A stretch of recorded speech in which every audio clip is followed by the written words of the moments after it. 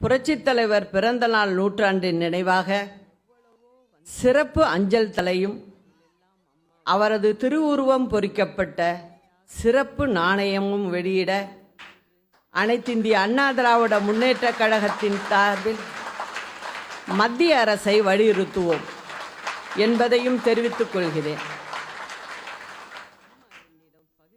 ஒன்றை மட்டும் இந்த நேரத்தில் நிறைவாகவும் உறுதியாகவும் சொல்ல விரும்புகிறேன். நம்மை இன்று விமர்சிப்பவரும் கூட நாளை மனமுவந்து நம்மை பின்தொடரும் அளவுக்கு ஒரு புனிதமான பொது வாழ்வை நாம் மேற்கொள்வோம்.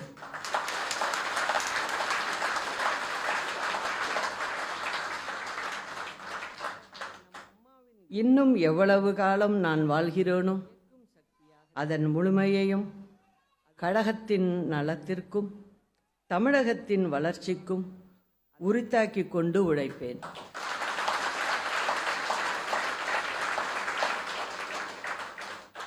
ஒன்றரை கோடி பிள்ளைகளை உன் வசத்தில் ஒப்படைத்திருக்கிறேன் என்று அம்மாவின் ஆன்மா என் அருகில் இருந்து ஆணையிடுவதாகவே என்றும் நான் உணர்கிறேன்.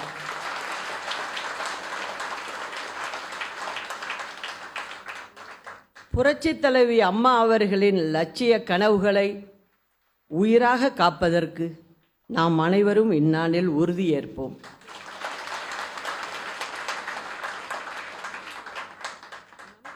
அனைத்திந்திய அண்ணா திராவிட முன்னேற்றக் கழகத்தின் பொதுச் செயலாளராக என்னை ஒருமனதாக தேர்வு செய்திருக்கும் உங்களின் அன்புக்கும் நம்பிக்கைக்கும் ஏற்ப என் வாழ்வின் எஞ்சிய காலத்தை அர்ப்பணித்து உழைப்பேன்.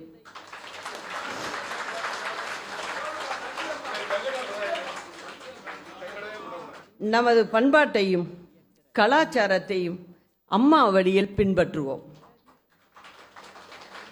அம்மா அவர்கள் வகுத்து தந்திருக்கும் நெறிமுறையில் நெல்முனையளவும் மாறாமல் இந்த இயக்கத்தின் பொதுச் செயலாளராக பணியாற்றுவேன் என்பதை மீண்டும் ஒரு முறை தெரிவித்துக்கொண்டு